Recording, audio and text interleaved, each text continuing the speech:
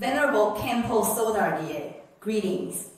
Honorable President Li Ran, distinguished guests, dear friends. Good afternoon, everyone. Today is an auspicious day. Welcome to this precious gathering. The guest we have invited today is Khenpo Sodarye from Laronggar Five Sciences Buddhist Academy. It is a great honor to have Khenpo with us today to give us an explanation on how humanity can face disasters and the various difficulties we may encounter in life. Before the esteemed Khenpo Sodarye begins his speech, let's first invite Professor Taming, Dean of our Psychology College, to give welcoming remarks.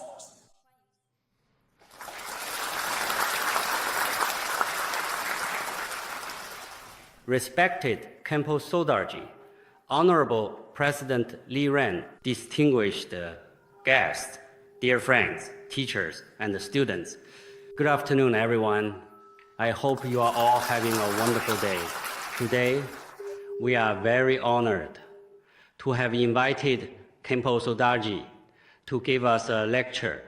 Here, please allow me to represent the Normal College and the Psychology College of Qingdao University, and everyone present to express our sincere gratitude, our deepest appreciation, and warmest welcome to Khenpo for coming. At the same time, I would also like to thank those who helped invite Khenpo to our school, Red Cross leaders and friends. Thank you. I would also like to extend my heartfelt thanks and sincere appreciation to all the volunteers who helped organize this lecture. Today, we are honored to have invited Khenpo, and I believe he will bring us more comprehensive, profound, and soul-touching guidance. As everyone knows, mainstream schools of Western psychology have incorporated a great deal of Eastern culture into many of their theories and practical techniques, especially the concept from Buddhist Zen. Many of these fundamental concepts align with Eastern culture and values. They have great public adaptability in China. There are also more and more psychologists in China who are influenced by the integration of Western psychology and Buddhism. They have begun to recognize the wisdom of Buddhism. As for the Buddhist community, Buddhism also needs to move beyond its traditional forms of dissemination and move toward the postmodern trends of modern society. Therefore, the integration of Buddhism and psychology is a great opportunity for Buddhism to serve the public in today's society. At the same time, the combination of psychology and Buddhism has also opened up brand new avenues for in-depth research in psychology. Khenpo Sodarye has profound experience in Buddhist teaching and practice within the field of Buddhism. He was one of the earliest Buddhist teachers in China to introduce psychology into Buddhist teaching in the Buddhist community. Today, we will have the opportunity to listen to Khenpo Sodarye's talk on psychological comfort at the time of disasters. I believe that the wonderful dialogue between Khenpo Sodarye and the many teachers, students, and guests will surely open up new horizons of thought for both Buddhist and psychological practitioners. Let us all look forward to and participate in today's inspiring lecture and discussion together. Here, on behalf of everyone present, I would also sincerely like to extend my best wishes to Khenpo for good health and all the best. Now, let us give a warm round of applause to welcome Khenpo Sodarji to give us his lecture.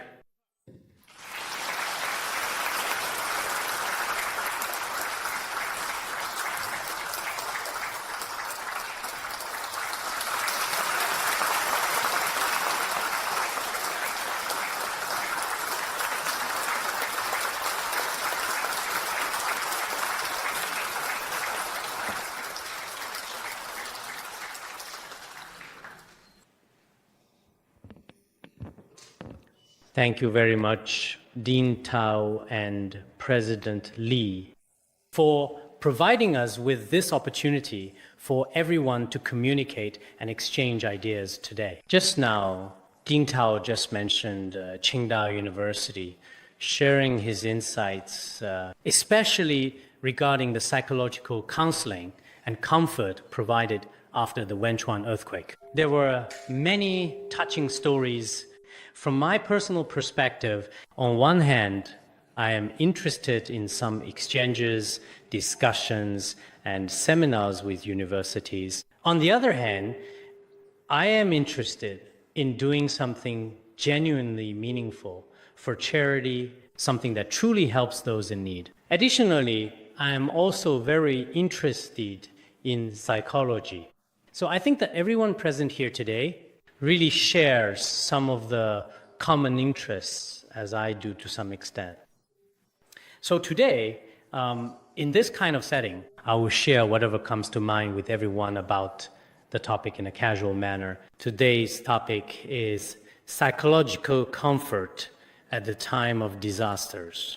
For everyone here today, I want to say, perhaps you have thought about this, or perhaps you haven't considered it before. Regardless, the world today, year after year, is experiencing more and more disasters with natural calamities occurring frequently. And for us, personally, there are also many kinds of disasters that can arise. Especially, I think, for many of the university students present, the life is, on one hand, a very carefree, relaxed, and joyful period of life. But on the other hand, university life is also extremely complex. It is a critical time when you have to face many challenges. I have always believed that if university students do not receive mental health education and guidance, they will face a great many challenges and problems in the future. Especially, university represents a transitional period in life. Why do I say something like this? Because after graduating from college, many people will inevitably have to face a multitude of challenges. They have to face society, face their families, and deal with all kinds of people in the world.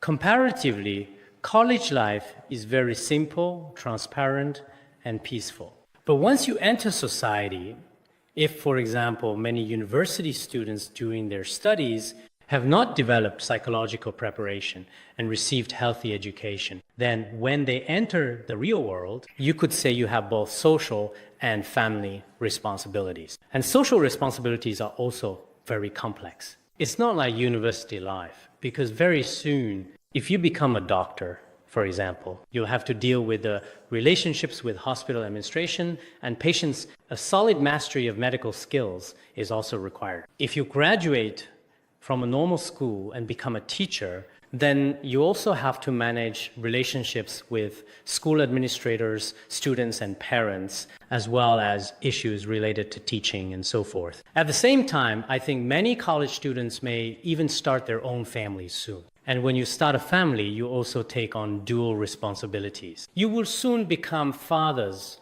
or mothers, and at that point, there are all kinds of family and relatives issues that need to be handled. Also, during this period, you may need to search for certain positions in your own life, including your family's position, your career direction, and so on. If you don't have a solid foundation in mental health education at this stage, I've seen many young people who seem unable to get through it, on the verge of collapsing, about to break down. Because back in college, you never prepared for any of this. And when you suddenly enter society with countless problems from all directions falling on your shoulders, all at once, you find yourself at a loss. Many people at this point are unable to face it, unable to cope. For you, this is also a kind of disaster, because on your journey through life, you've already encountered a kind of rough crisis. These crises sometimes cannot be overcome.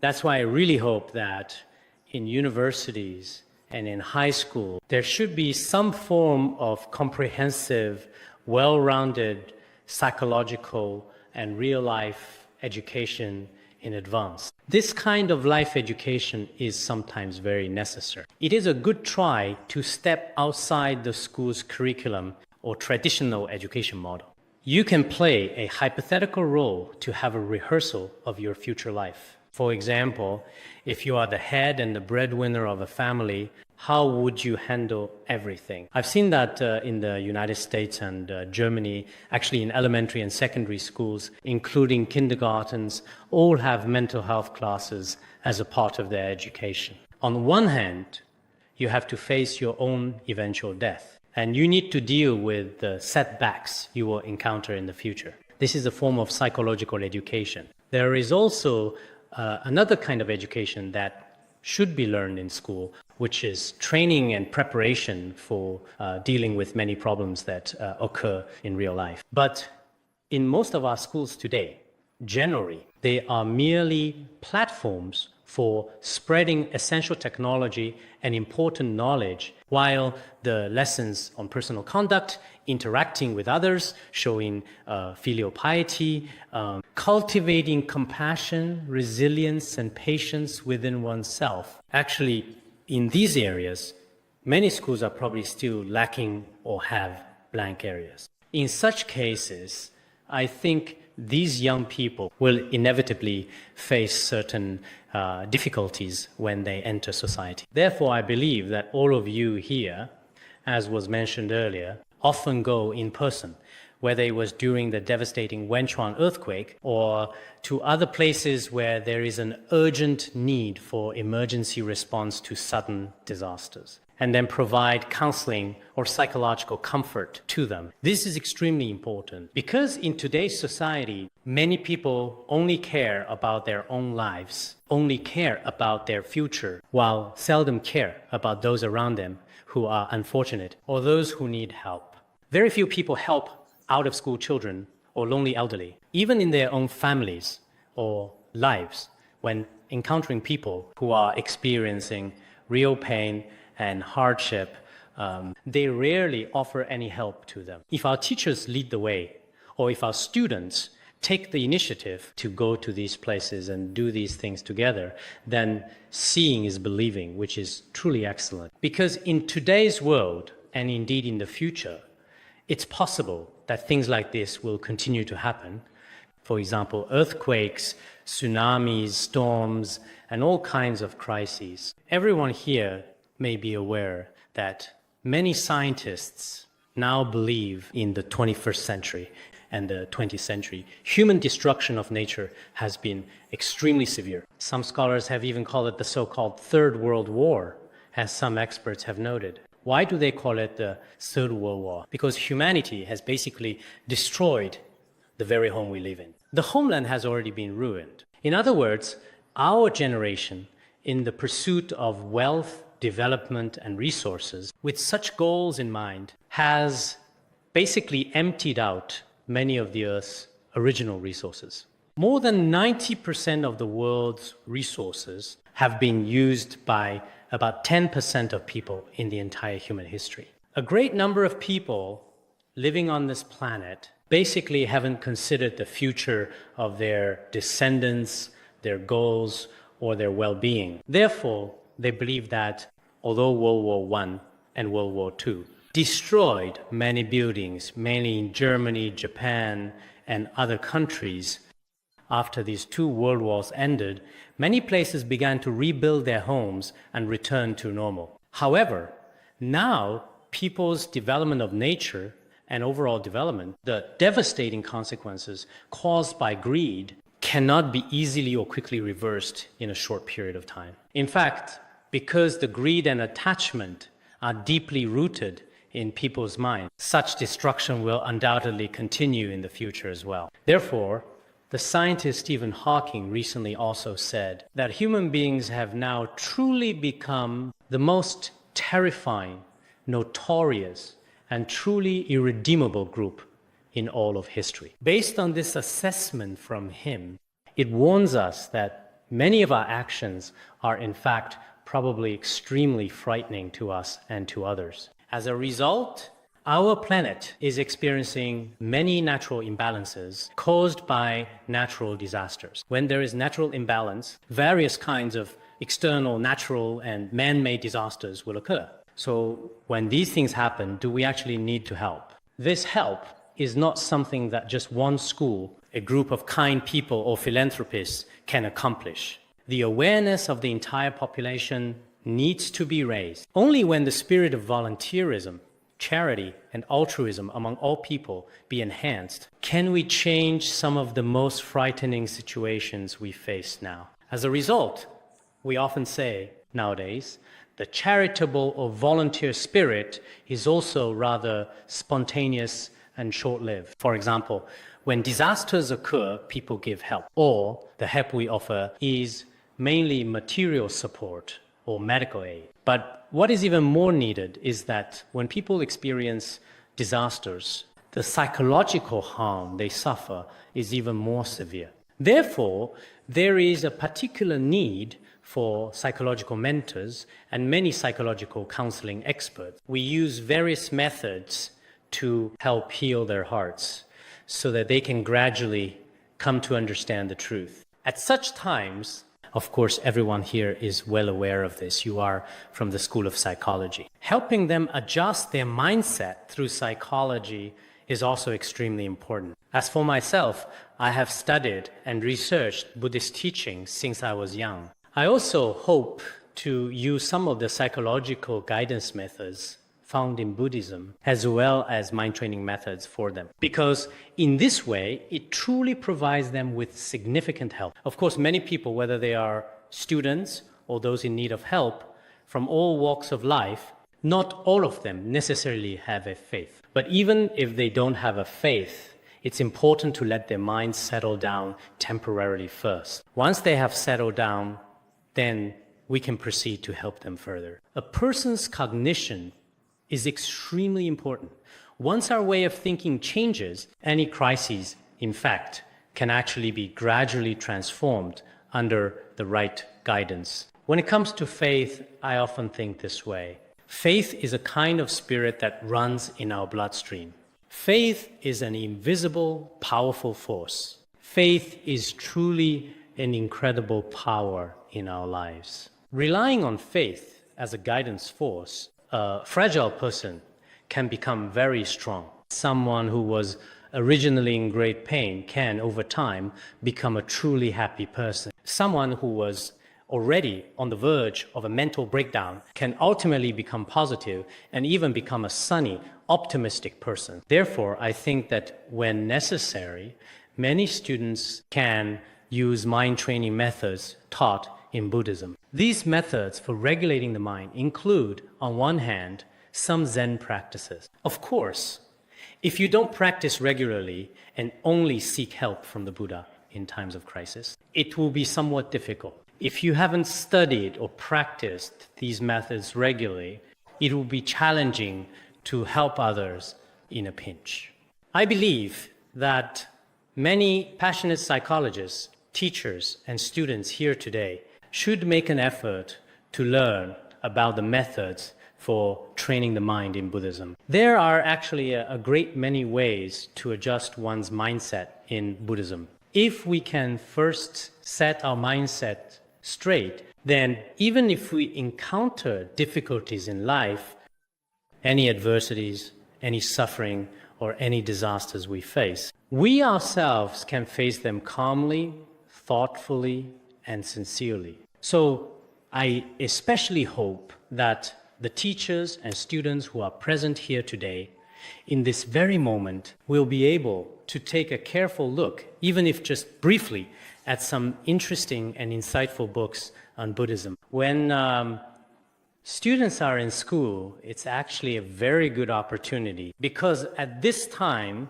there isn't the kind of life pressure that most people experience nowadays, nor is there the overwhelming pressure of work. Although there is academic pressure and some genuine concerns about the future, such as the pain of setting one's own direction in life, these difficulties, in fact, actually don't really affect us much.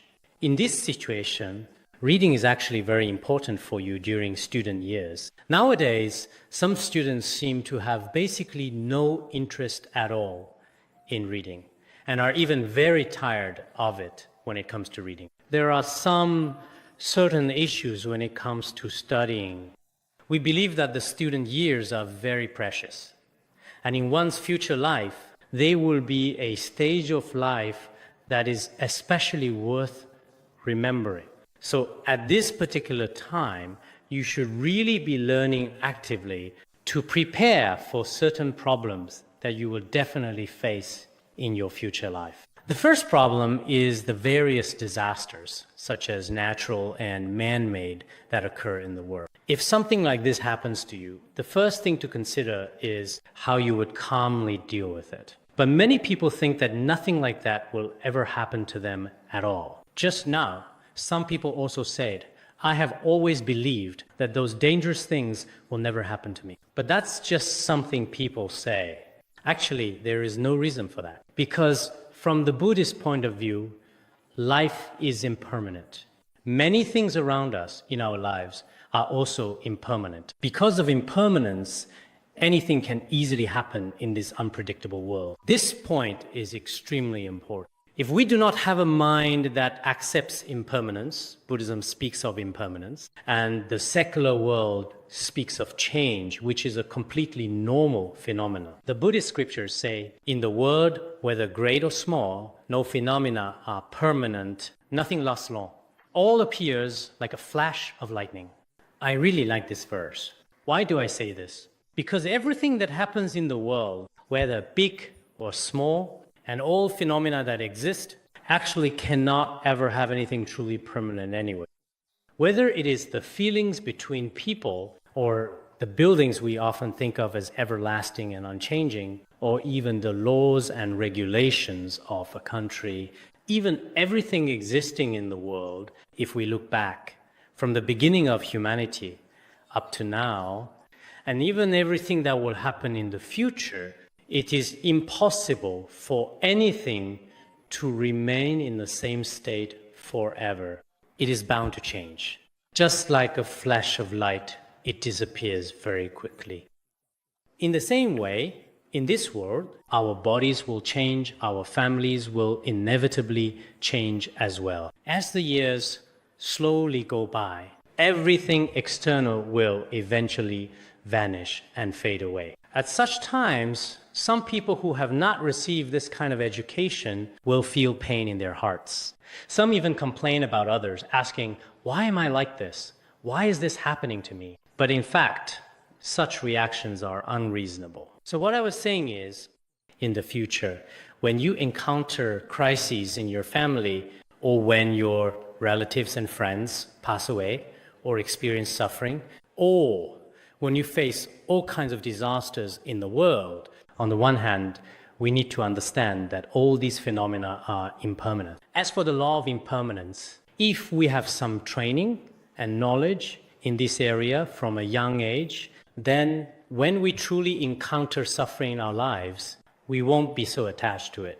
Nowadays, many people, for example, when there are even slight problems in relationships between people, they feel extremely distressed. And some even immediately contemplate suicide. But in reality, these are very unwise and extremely foolish actions. Our lives are so precious, yet for some trivial matters, people are willing to give up even their own lives. Or, when they encounter certain situations, they are always unhappy, blaming others, complaining about the world. These are all very unreasonable.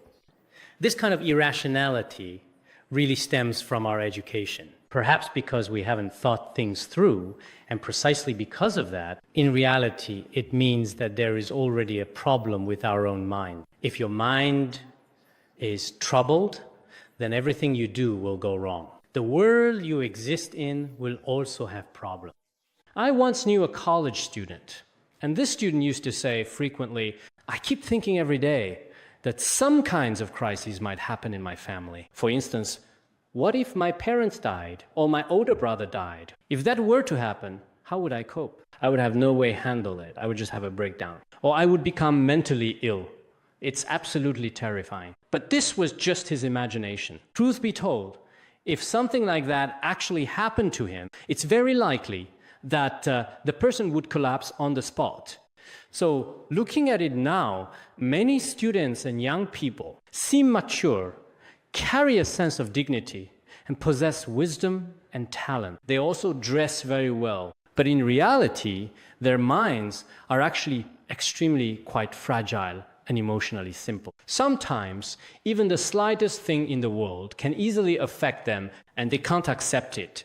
Nowadays, when many young people are casually talking, eating, or playing games, some of them get upset because of a single sentence that seems not right. Sometimes, before the speaker realizes it, the other person has gotten angry or started crying. Some people don't notice at all. Sometimes, nothing bad was actually done at all, but the other person just can't accept it. Even a small smile can easily offend some people. Even a single simple sentence can offend others. Why are our minds so incredibly fragile? In fact, there should be some form of mental education in schools. Actually, the human mind can be either broad or narrow.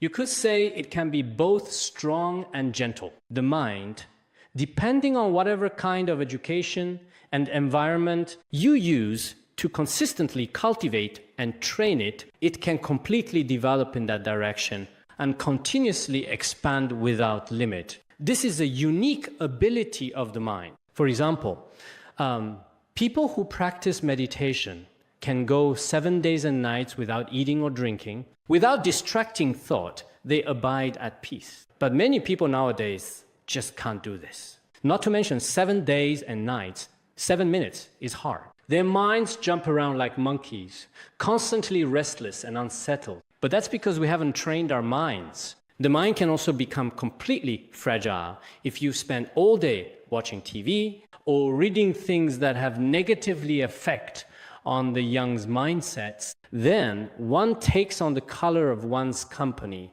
Your mind will grow weak and vulnerable. If you are in different environments, receiving very strong, tenacious, and positive influences, then positive effects will naturally and gradually appear.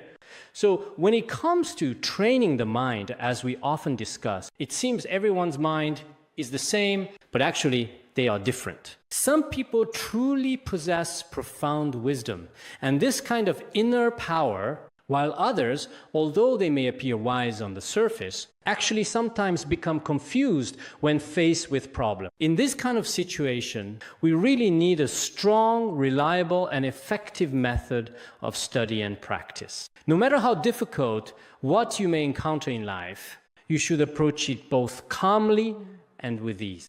You should still remain composed, even particularly in the face of death. This is the most fundamental, most essential, and most brilliant part of Buddhist psychology. Therefore, Buddhists, to a certain extent, when they encounter various kinds of obstacles and difficulties, they are indeed completely able to confidently face them. Moreover, in daily life, some young people and some others may not even dare to mention the word death at all. People are extremely afraid of death. Why is that? Our belief is when people die, they're like extinguished lamps. We grew up with this kind of mindset. If you grow up this way, whenever death is mentioned, you believe after people die, they cease to exist, nothing left. If I am gone, even though I used to be a healthy person, if there's nothing left, how terrifying that would be, one thing this way.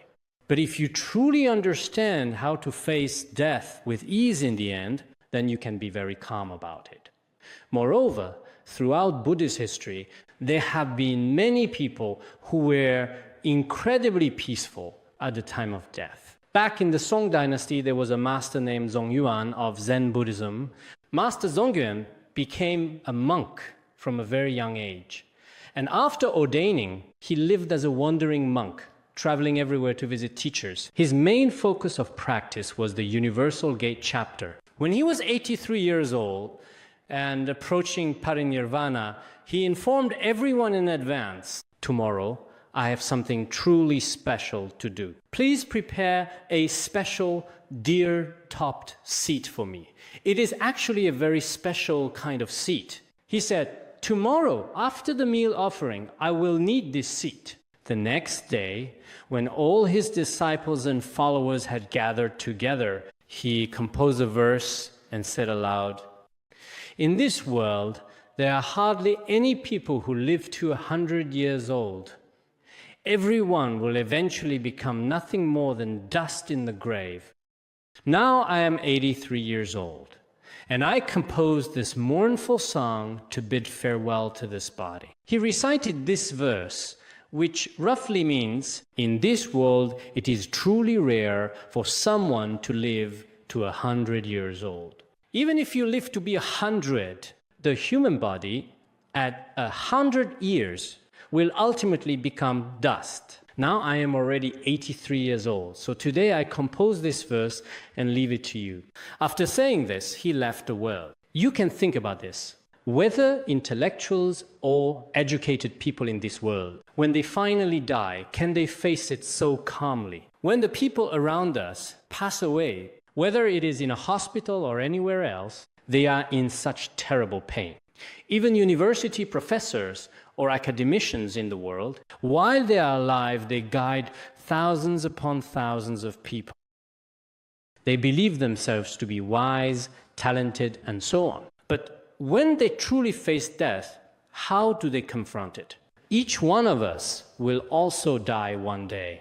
So when that time comes, how do we ultimately leave this world? Therefore, from my point of view, it is necessary for you to understand it as well within the Buddhist community. Actually, as you people from Qingdao say, in Qingdao there are many, many merits in this regard. You have such abundant resources here, and people's hearts are so pure, sincere, and kind, and so on. There is much to say about. I fully acknowledge this, because in different situations, I have also personally observed your charity and your willingness to help others. In these respects, you are truly outstanding. And under such circumstances, Buddhism is also flourishing and growing here.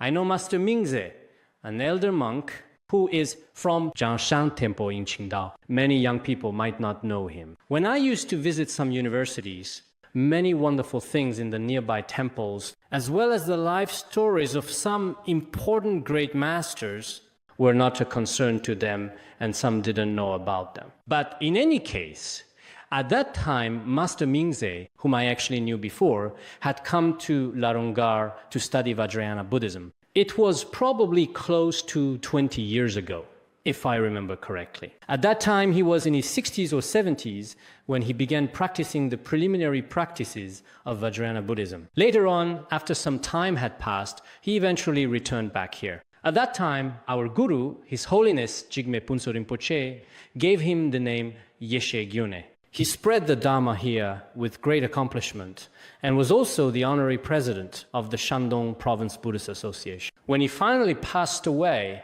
it should have been in 2012. At the time of his passing, in the morning, he was circumambulating the Buddha and prostrating. After finishing his prostrations, he sat on a lotus seat and passed away peacefully. We can reflect on this. What kind of remarkable and extraordinary actions anywhere in the world can possibly even begin to compare to this? In these respects, whether facing eventual death or facing suffering, we really need to have a faith. Actually, having no faith is fine too. Nowadays, many university students do not necessarily need to have a particular faith. But we need to understand that if we don't have faith, there is a certain profound difference in the strength that comes from deep within our heart. Earlier, I met many philanthropists who also shared this view. They believe that people with genuine faith, when doing good deeds, engaging in charity, or providing psychological comfort, the strength behind it is completely different. There are no self-serving conditions. It should be a complete and unconditional act of giving. In the future, regarding faith in Buddhism, perhaps everyone here should reconsider our perspective on it. It is your freedom not to have faith, and it is also your freedom to have faith. But as for what benefits faith has brought to the world, that is something everyone can observe. Our religious faith is actually a kind of belief that comes from deep within our hearts. But this belief is also, in essence, fundamentally a form of rational trust. Why do I say this? Because actually, specifically for example, the teaching of Buddhism is to do all good things and avoid all evil. So doing all good deeds and refraining from all evil, this is the doctrine of Buddhism. But today, those who can truly achieve this, people who do good deeds and refrain from evil deeds, among all the people in the world, what kind of people are they actually? Of course, whether it's Buddhism or other religions, there may be some scholars or practitioners who have certain shortcomings, but these shortcomings cannot be attributed to the religion itself or its teaching. Religious ideas like these are indeed something our modern society greatly needs today. Nowadays, people's hearts are very cold, and relationships between people are becoming increasingly indifferent, including relationships between family members in different departments. In fact, people need a kind of care and compassion. And compassion, true compassion, is an unconditional, sincere kind of compassion. This is essentially the core of Buddhism. From a psychological perspective, this is called perspective taking. In other words, I put myself in your shoes, and you put yourself in mine. We look at each other and switch places with one another. Just like Confucianism teaches, do not impose on others what you yourself do not desire. If there's something you personally don't want to do yourself, it's somewhat unreasonable to make others do it. We ourselves need comfort and help from others. We should adopt the same attitude when dealing with others. Therefore, in schools in the future, what do we need to instill? We need the teachings of Mahayana Buddhism. So what are the teachings of Mahayana Buddhism? It is about not thinking of oneself at all and helping others. Of course, it is very difficult for many people here today to fully embody the teachings of Mahayana Buddhism to be truly, completely free of selfishness. But this direction, as an educational direction, is very important. If we have not received this kind of education from a young age, it is indeed very difficult. Therefore, what I want to share with everyone here is that people really need to have the courage and the necessary ability to face critical moments in life. If one truly possesses such abilities, then I think life becomes very interesting. In this regard, when we are facing the various challenges of life or unexpected crises that may arise in the future, we need to maintain a certain sense of calmness and composure. However, such calmness, I believe, can only be attained through Buddhist meditation and contemplative practices. It is difficult to get through other means. But this point is also very much widely acknowledged and respected in the worldly realm. Long ago, there was once a well-known and popular comic magazine, a publication that brought joy and entertainment to many readers. In order to attract as many customers as possible, this comic magazine organized an engaging and creative activity. How did this activity work? It was called The World's Last Moment. They invited people from all over the world. Anyone with drawing skills could participate in the competition. The central theme for all the entries was the last moment of the world. If a drawing successfully won the competition, the prize was enormous, which is 100,000 US dollars. After this announcement was made, people from all over the world, with their different skills and artistic styles, began to participate. Some showed families hugging and weeping together when the world's last moment arrived. Such scenes were in the entries. Others showed themselves burning all their money and wealth on the street. There were also such dramatic and unforgettable scenes. Some showed people taking spaceships, escaping Earth in massive, fleeing to other planets in search of safety, and so on. But none of these won the prize. So, what was the winner like? The winner was a housewife. So, what was a scene that earned her the $100,000? After she finished washing the family's dishes at home, she was turning off the faucet. Her husband was sitting beside the dining table, quietly and calmly.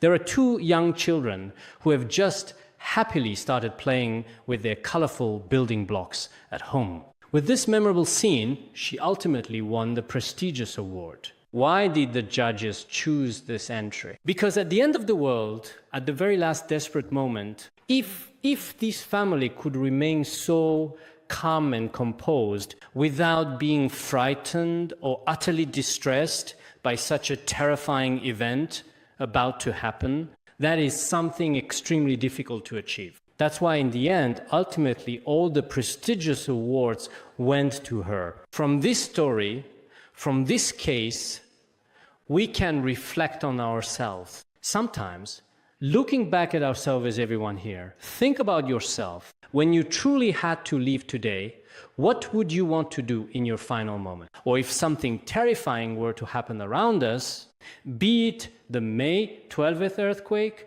or the April 14th earthquake, when such truly terrifying disasters occur, how do you properly adjust your mindset? If you haven't received any training in this regard first, I'm afraid that when something like this really happens, it would be too late.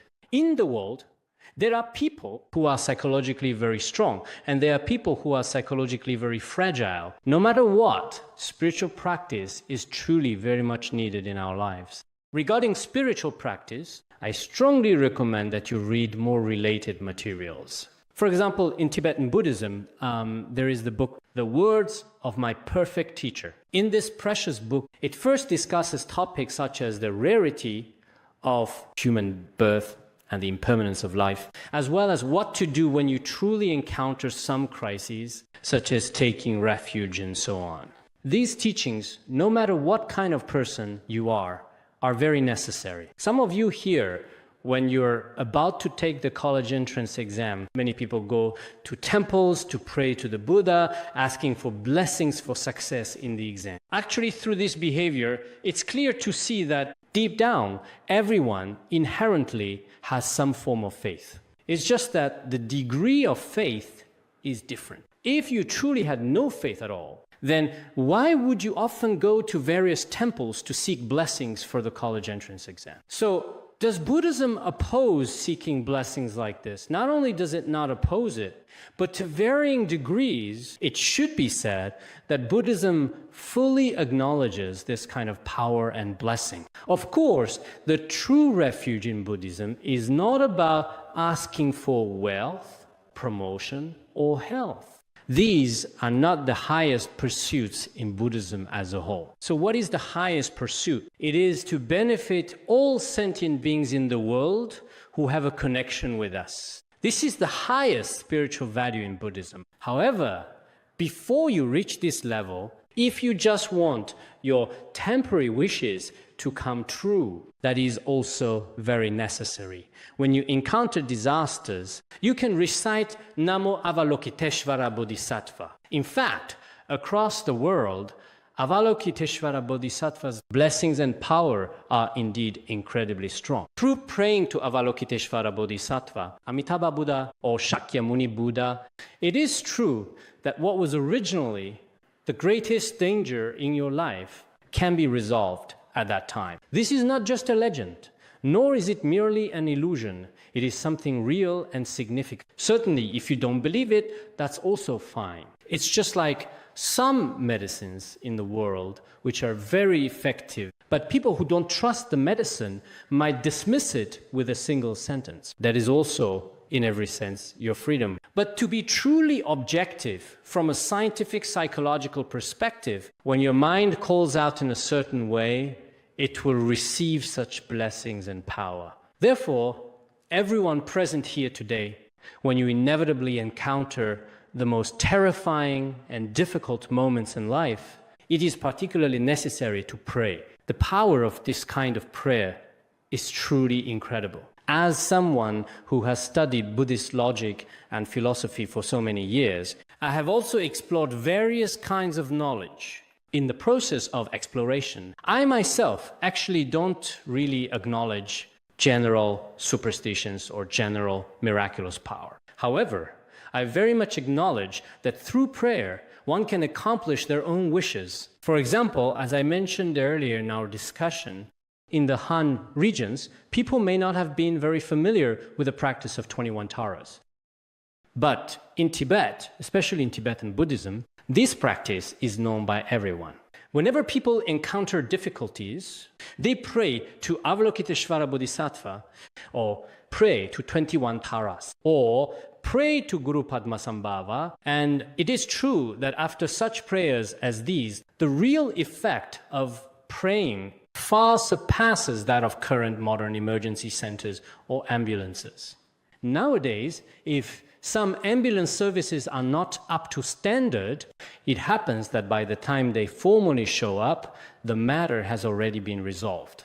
The true power of the three jewels is truly inconceivable. Of course, among those of you present, you can also freely explore this aspect. If you come to understand it this way, this too is part of traditional culture. Within traditional culture, there is clearly a spiritual dimension. This spiritual dimension cannot always be proven by material or objective means. But in reality, the inner subjective power and experience can be fully verified. So now, as science becomes more advanced, whether it's psychology or Buddhism, we should acknowledge both the technology and knowledge of modern science and also recognize the subjective power and the mind. If we completely lose our traditions and blindly follow only modern science, that is also an erroneous extreme. On the other hand, if we only focus on learning traditional things and reject all modern technology, that is a misguided path for us. Therefore, a wise person will care about the development of external material things while also paying attention to enriching their own inner world. A wise and mature person will care about the various scientific advancements that are currently taking place and happening throughout the world. But what they care about even more is the ancestral treasures passed down through generations. That is, the many highly valuable traditional cultures of our ancestors. It is necessary to combine traditional culture with modern knowledge, integrate external material things with inner spirituality, combine both research-oriented and practical-oriented approaches. Nowadays, these aspects cannot be separated. Currently, there are some teachers in schools who make judgments purely on a theoretical basis without any hands-on, practically operational practice. While some people in monasteries and Buddhist centers focus solely on practice, lacking theoretical understanding. As a result, theory and practice can easily become disconnected. In this situation, I'm afraid that we cannot truly understand the truth of life or our outlook on life and values. We may not be able to truly comprehend that. Nowadays, almost everyone these days has quite strong desires indeed. These desires are also closely related to the material world. As the material world changes in various ways, our desires keep growing as well. Changes in the material world actually cause the desires in our hearts to keep increasing. Once we realize our inner desires and moderate the desires a little bit, the external changes are not that significant. In reality, the environment we live in now, our surroundings, or the city, is mostly a result of people's desire. They are actually resources that we don't need at all. When I look at these modern big cities nowadays, I tend to think that high-rise buildings are actually concrete jungles. They're made of concrete, and they're basically like jungles. We humans living in these concrete buildings are like concrete worms, exactly the small worms in concrete in high-rise buildings. But there are also quite a few development zones where basically no one lives. This is all caused by human desire. A lot of villas and buildings have been constructed here, but in reality, most of them are empty, which actually wastes a lot of our resources. It's not a waste of material resources, but also a waste of our valuable mental resources, as well as our time, energy, and so on. In our short lives, a lot is actually wasted. And even though you own a lot, what we actually get to enjoy is probably very little. Many people buy houses that they never live in for various reasons in their entire lives. I heard about someone who bought a very large villa, but he never lived in it.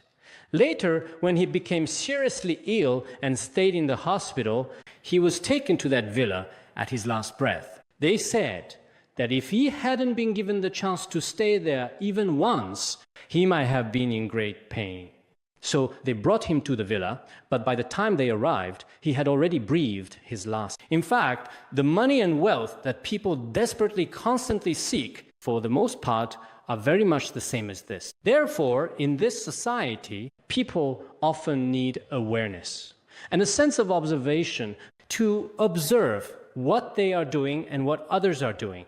At such times, spiritual education certainly plays a significant role. If the mind truly receives proper and wise guidance along life's journey, then we will have real wisdom. And if we truly have wisdom, then the external material world will also appear much better. Well, then, I think that's all for today.